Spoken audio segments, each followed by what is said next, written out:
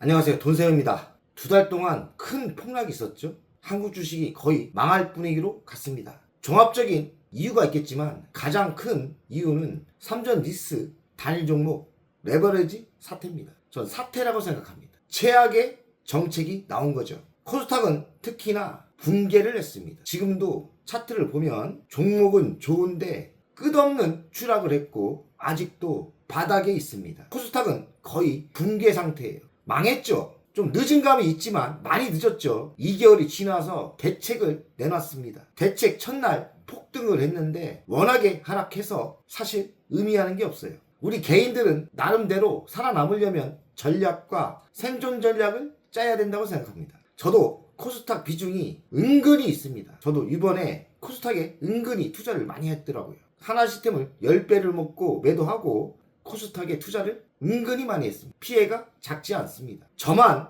코스닥에 투자했나요? 개인들은 코스닥에 투자를 그래도 많이 했다고 생각합니다. 코스닥에 올인한 분들은 절망 속에 빠져 있죠. 거의 목숨이 왔다 갔다 합니다. 금요일날 급등을 했지만 워낙에 하락해서 효과는 별로 없어요. 근데 앞으로 어떻게 될 건지 전망을 할 필요가 있고 암적인 존재인 단일 종목 레버리지가 상장 폐지는 안 될 것 같고 자연사를 시킨다면 어찌 될까요? 한번 연구를 할 필요가 있죠. 또 다른 정책이 나올지 볼 필요도 있고요. 뉴스를 살펴보니 좋은 제안이 나오고 있습니다. 긴급 조치를 한다고 합니다. 조금 빨리 하지.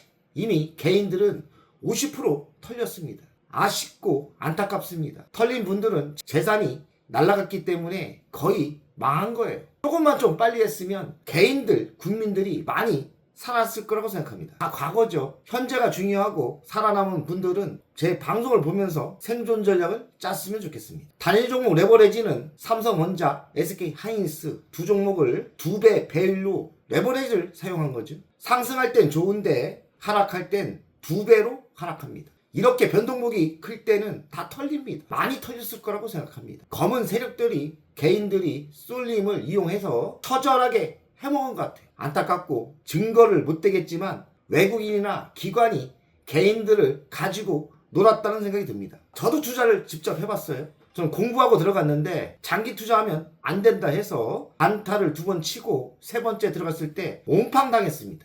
지금도 보유하고 있고 금요일날 50% 올랐는데 좀 계산이 안 되는데 50% 올랐는데 복구가 잘 안 돼요. 아직도 36% 손해입니다.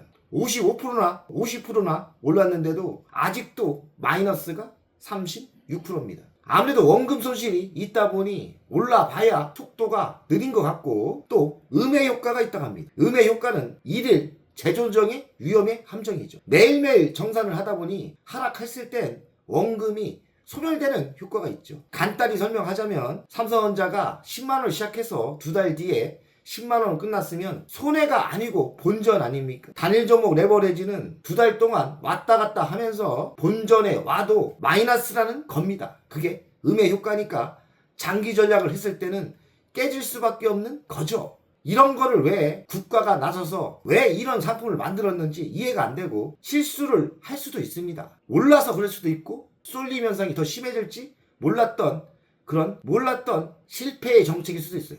그러면 빨리 고쳤어요. 벌써 시행한 지 2달 만에 반토막이 낸 뒤에 정책이 나왔습니다. 좀 빨랐으면 좋았을 거라고 생각을 합니다. 첫 개선 정책이 1,000만원에서 3,000만원으로 올린 거죠. 삼성전자, SK하이닉스 단일 종목 두 종목 때문에 코스피와 코스닥이 서킷 브레이커가 7번이 터지고 8번이 터지고 연속적으로 터지고요. 그 이유는 쏠림의 이유가 있고 저는 잘은 모르지만 검은 세력들, 외국인과 기관이 장난이 있었지 않나 생각을 합니다. 뭐 증거는 없어요. 개인들이 처절하게 당했다 생각합니다. 이번에 사태로 개인 투자가는 거의 반토막이 나고 또 망한 분도 있을 겁니다. 복리의 마법이 있어야 되는데 반대로 음의 효과, 복리가 손실을 가속시켰죠. 저도 금요일 전에 60% 이상 손해를 봤는데 50% 걸렸는데 아직도 마이너스가 36%입니다.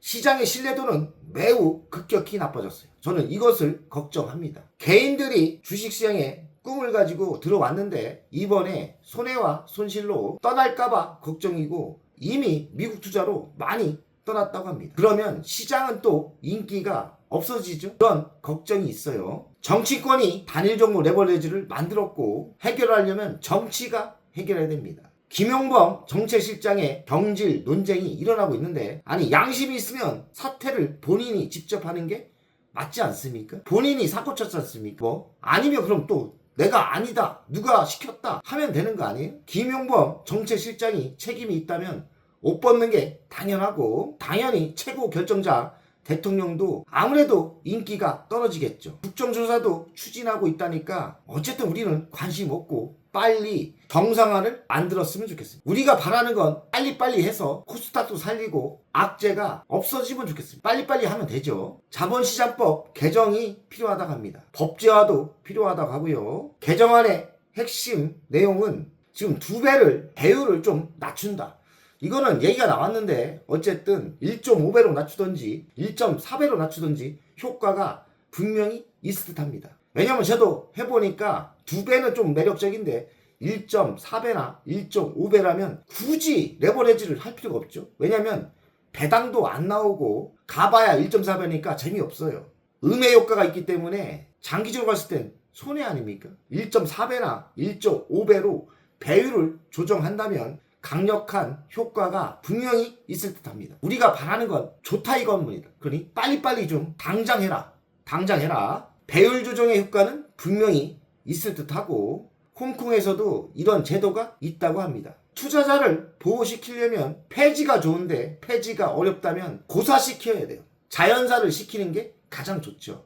그러려면 더 강력한 제한, 강력한 조치가 나와야 됩니다. 배율 조정도 좋고 저는 거래를 30분마다 하는 이런 거 있지 않습니까? 이런 것도 강력한 효과가 있을 거예요. 그러니 한 방에 고사시킬 그런 제안을 많이 만들었으면 좋겠습니다. 이거는 국가의 위기고 금융 투자의 위기입니다. 주식 투자의 위기고 한국 주식의 위기이기 때문에 여러 제안을 한 번에 내놓는 것도 괜찮습니다. 배율 조정도 당연히 있으면 좋고 단일가 거래도 있으면 좋고 거래 금액을 뭐 1억으로 올리는 것도 좋을 듯 합니다. 3천만 원은 적은 듯 해요. 그냥 1억으로 올리면 되는 거 아닙니까? 거래량 제한과 예탁금 상향 이거는 31일날 7월 30일날 시행이 됐죠. 기존 1,000만 원에서 3천만 원이고 이틀간 또 기간도 길어진다고 하더라고요. 그러니 현금이 진짜 들어왔을 때 3일 거래니까 3일 뒤에 레버리지를 쓸 수 있다는 뜻이고 투자 한도를 20% 수준으로 만든다. 이것도 제안이 나왔는데 빨리빨리 했으면 좋겠습니다. 규제 시행 첫날 그러니까 7월 30일날 했지 않습니까? 거래량은 급감했다고 합니다. 정확하진 않지만 74% 줄었다는데 이거 갖고는 안 돼요. 제안이 나와서 강력한 정책이 나와서 고사시켜야 됩니다. 주말에는 강화된 긴급조치가 나왔죠. 뭐든 빨리 시행했으면 좋겠습니다. 자연사 주장도 나왔는데요. 자연사는 맞죠. 시간이 문제입니다. 벌써 2개월 흘러서 망할 분들 많이 망했습니다. 반이라도 살리려면 빨리빨리 시행했으면 좋겠습니다. 진입장벽을 높인다. 3천만 원 높였지 않습니까? 이거를 1억으로 높여도 되고 투자 한도를 정한다. 투자 금액의 20%만 투자를 하는 거죠. 배율 조정 2배인데 1.4배나 1.5배를 한다. 좋습니다. 효과가 분명히 있을 듯 한데 빨리 했으면 좋겠습니다. 자본시장은 목숨이 왔다 갔다 합니다. 그러니 개정 내용 좋으니까 빨리빨리 신속성이 있었으면 좋겠고 다층적 규제가 있다면 효과는 분명할 듯 합니다. 그러니 결론은 뭐냐? 빨리 신속하게 해라. 투자자 교육은 의미가 없는 것 같아요. 저도 2시간을 받고 뭐 4시간 흐르면 뭐합니까? 4시간이면 뭐합니까? 그냥 컴퓨터 틀어놓고 안 봅니다. 그렇다고 시험을 봅니까? 그러니까 교육 시간이 길어진다 해서 효과는 전혀 없습니다. 이번 레버리지 사태의 교훈은 우리에게도 배움이 있습니다. 뭐냐? 개인들이 레버리지를 정말 쓰지 말던지 쓰면 감당이 가능할 정도의 레버리지를 쓰는 게 현명할 것 같습니다. 이번의 사태는 매우 개인들에게도 깨달음이 있어야 됩니다. 이번의 사태가 우리를 이렇게 만들었고요. 언제든지 또 이런 악재는 나올 수 있으니까 악재를 항상 경계하면서 투자하는 게 현명할 거라고 생각합니다. 그럼 한국 주식을 투자하는 개인들이 앞으로 어떻게 해야 될까요? 코스닥은 이번에 처절하게 당했습니다. 물린 거는 뭐 할 수 없죠. 돈세금도 물리고 손절매 안 했습니다. 그러나 이번에 사태가 정리되면 코스닥이 반등을 할 가능성이 많아요. 그렇다고 이번에 당한 경험을 보니까 추가 투자하긴 좀 아닌 것 같아요. 그러니 물리신 분들은 보유하고 정책의 제한, 개선이 된다면 코스닥은 다시 반등할 거예요. 그 반등을 노려서 좀 탈출을 잘 했으면 좋겠습니다. 좋은 주식 사세요. 그리고 레버리지 사용은 안 하시는 게 좋고, 하신다면 감당이 가능할 정도만 하세요. 그것이 생존의 원칙입니다. 생존이 가장 중요하죠. 이번의 사태는 어느 정도 시간이 필요하지 정리는 될 것 같아요. 너무나 절망 속에 빠지지 말고 다시 생존만 한다면 다시 살아납니다. 코스닥도 살아날 것 같고 코스피도 살아날 겁니다. 이번에 사태에서 누가 우리 자산을 지켜주진 않습니다. 그러니 자산은 우리가 지켜야 되고 잘 하시면 좋겠습니다. 결론은 좋아질 일만 남았다. 그러나 시간이 필요할 것 같습니다.